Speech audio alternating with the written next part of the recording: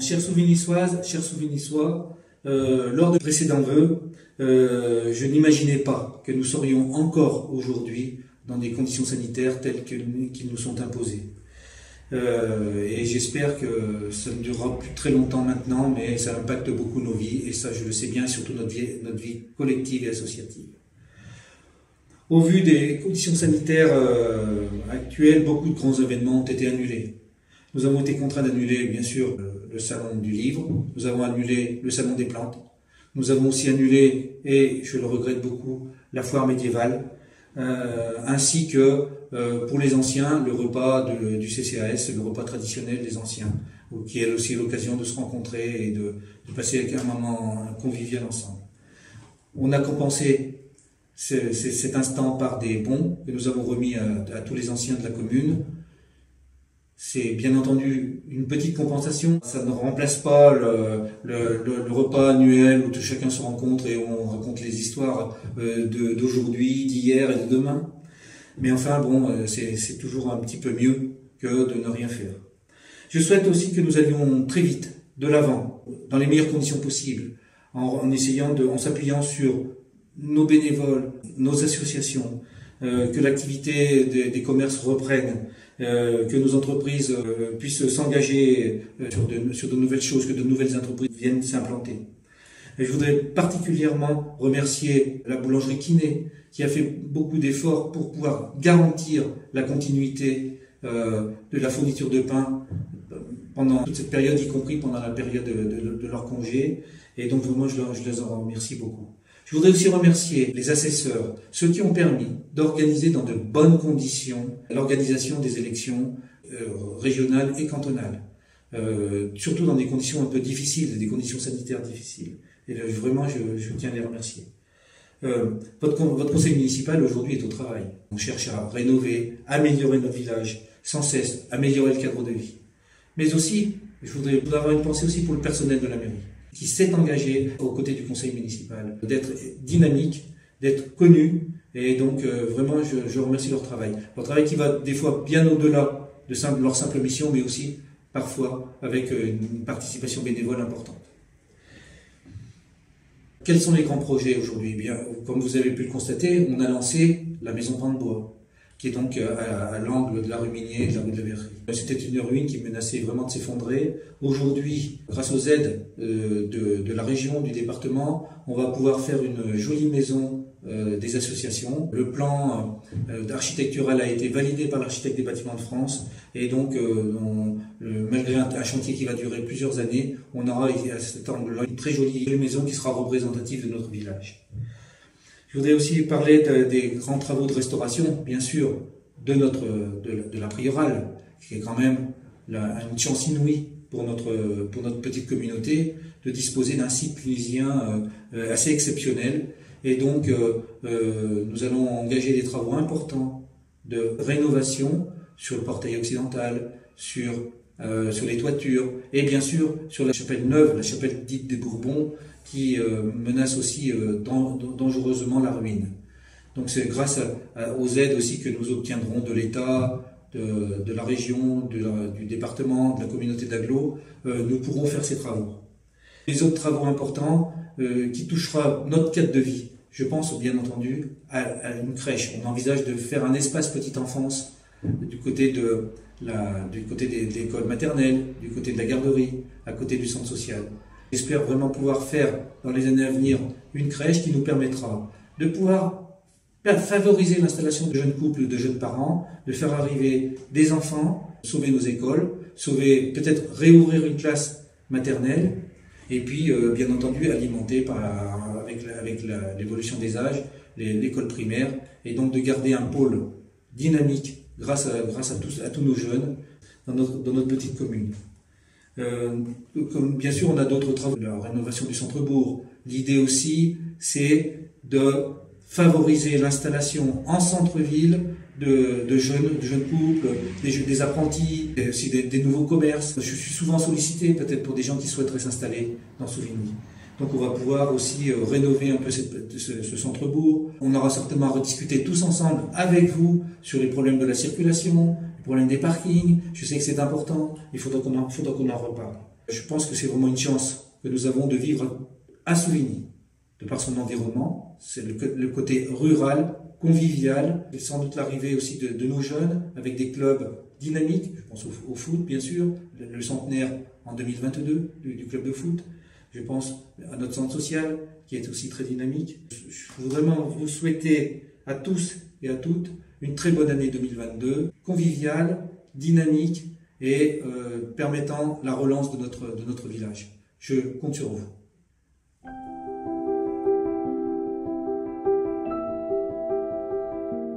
Bonjour, je suis heureuse de vous parler de la bibliothèque municipale de Souvigny qui s'est bien modernisée.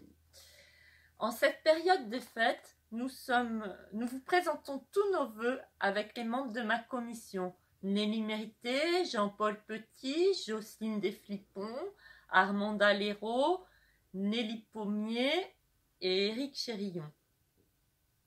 Beaucoup d'actions nous ont occupés pendant 2021, même si l'épidémie a perturbé pas mal de choses.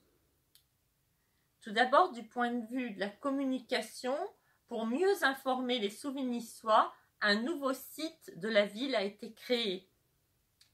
Nous avons aussi élaboré un nouveau plan touristique, un plan de Souvigny, pour mise à disposition des restaurateurs, des hébergeurs, de tous les visiteurs de musées ou de tous ceux qui pourront en avoir besoin.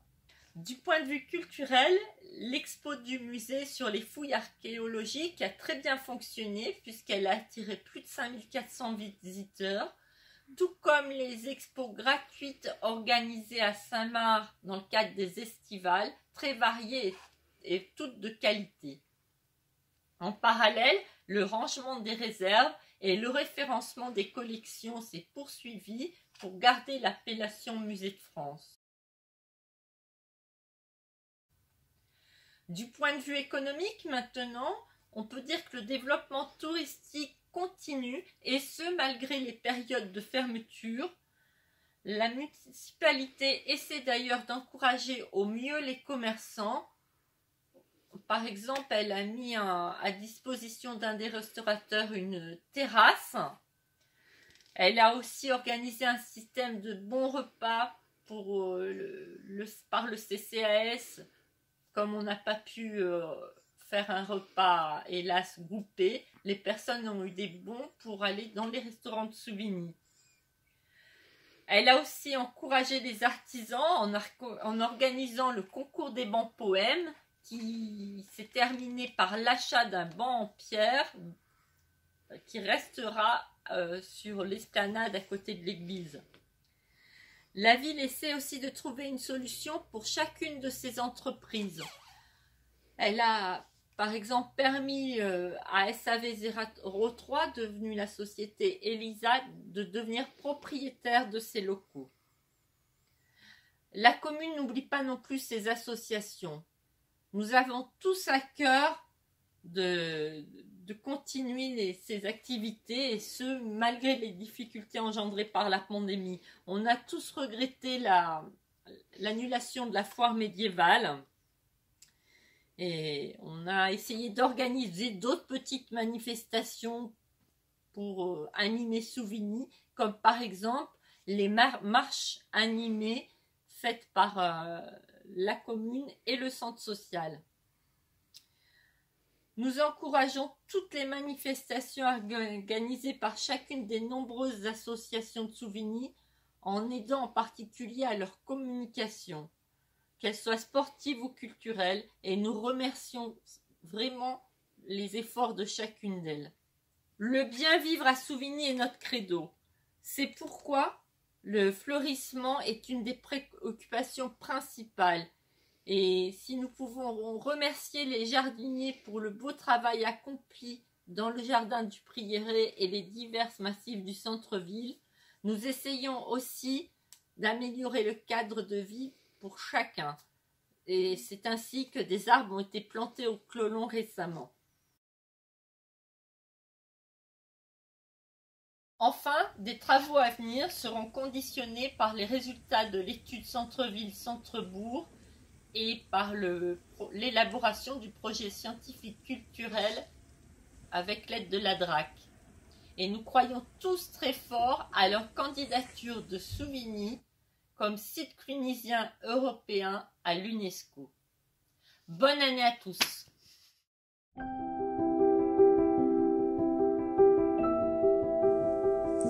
Je m'adresse à vous en tant qu'adjoint à Monsieur le maire en charge des finances communales. Cette commission est composée d'un co-rapporteur, Éric Chérion, et de 5 membres, Nathalie Bidot, Jocelyne Desflippons, Nelly Mérité, Jean-Claude Albuchet et Nicolas Lopez. Pour mémoire, cette commission s'est fixé les objectifs suivants. Qu'en 2025, l'annuité de remboursement des emprunts soit inférieure à 200 000 €. Elle est actuellement de l'ordre de 250 000 €. Limiter dans la mesure du possible la variation du montant des emprunts souscrits au cours de cette mandature. Pour obtenir ces objectifs, l'annuité de remboursement de chaque emprunt effectué devra être comprise entre 10 000 et 12 000 €, ce qui obligera les conseillers municipaux à faire des choix parmi les investissements communaux, forcément tous nécessaires. Le compte administratif de l'année 2021, qui sera soumis à un vote avant le 15 mars 2022, devrait valider la partie budget investissement de l'année 2021 que je vais vous présenter maintenant, sans l'achat du gisant qui est entièrement subventionné. Tous les reports du budget investissement de l'année 2020, d'un montant de 275 000 € ont été réalisés cette année. Aire de camping-car, réfection partielle du chemin des Courtais, faucheuse d'accotement, tondeuse autoportée Iseki, mise aux normes de l'école Cousteau et de la garderie pour les personnes à mobilité réduite, achat de l'immeuble déjà fait, réfection du tableau Sainte-Catherine situé dans la Prieurale. Les dépenses d'investissement d'équipement du budget communal 2021 se monteraient à 948 000 €, somme importante, sans l'achat du gisant. Grâce aux nombreuses subventions prévues, la part communale se limiterait à un emprunt de 160 000 € et à un autofinancement de 174 000 €, dont 158 000 € pour payer la TVA. Sur ces 158 000 €, nous récupérerons environ 155 000 € en recettes via le FCTVA lorsque les travaux seront exécutés. Cet autofinancement de 174 000 € provient de l'excédent budgétaire conséquent de l'année 2020. Les principales dépenses d'équipement sont l'étude de la reconquête du centre-bourg pour 48 000 €, les modifications du plan local d'urbanisme et la numérisation du cadastre pour 12 000 €, le logiciel et le matériel nécessaires pour faire l'inventaire des œuvres du musée pour 12 000 €, le plan de relance numérique pour les écoles pour 11 000 €, des achats divers pour 30 000 €, matériel pour la mairie, la cantine, le musée et les services techniques, les jeux pour la garderie et les vélos pour l'école maternelle. L'arrosage automatique du stade d'honneur avec son forage pour 96 000 €. La mise aux normes PMR de l'ancienne école de musique pour 28 000 €. Les toilettes publiques sur les promenades pour 142 000 €. Le plan de relance bâtiment pour 37 000 €. La sécurisation de l'immeuble déjà fait pour 93 000 €. Les travaux des terrasses hautes et basses et des beffrois de l'église pour 409 000 €. Parmi tous ces travaux, 3 n'ont pas encore débuté, la mise aux normes PMR de l'ancienne école de musique, les toilettes publiques sur les promenades et les travaux des terrasses hautes et basses des beffrois de l'église. Nous avons donc eu recours pour cette année 2021 à un emprunt de 160 000 € au taux de 0,66 %, ce qui correspond à une annuité de remboursement de 11 214 € durant 15 ans. Pour mémoire, l'année dernière, nous avions effectué un emprunt de 160 000 € au taux de 0,46 %, ce qui correspondait à une annuité de remboursement de 11 026 € durant 15 ans. Cette nouvelle annuité de remboursement est toujours conforme avec nos objectifs énoncés précédemment. Je vous présente mes meilleurs vœux pour cette nouvelle année 2022. Bonjour, Nathalie Bidot, adjointe aux affaires scolaires et périscolaires. Les membres de ma commission sont donc Céline Bernoudon, qui est la co-rapportrice. Nous avons aussi Véronique Deporteur, Éric Alabonne, Clément Guillaumin et Vincent Rompierre. L'année 2021, malheureusement, a été comme l'année 2020, avec de mauvaises conditions sanitaires. Elle a été simplement consacrée à la mise aux normes de de la garderie de l'école Cousteau pour l'accès aux personnes à mobilité réduite. L'année 2002, par contre, sera consacrée à la crèche, le montage du dossier, la construction. Celle-ci sera implantée vers le centre social en partenariat avec la CAF, le conseil départemental, la MSA et la PMI. Pour cette année 2022, nous vous souhaitons, la commission et moi-même, une bonne et heureuse année.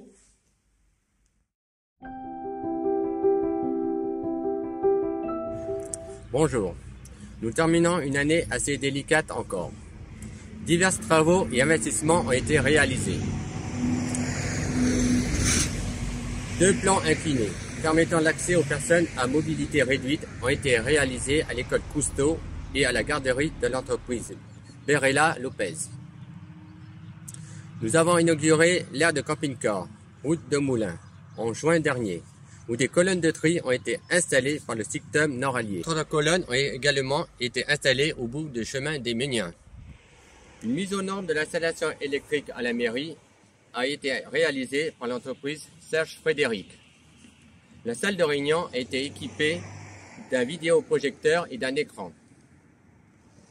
Le problème d'infiltration d'eau au club house a été pris en charge et résolu par l'entreprise Chaumette Duplex.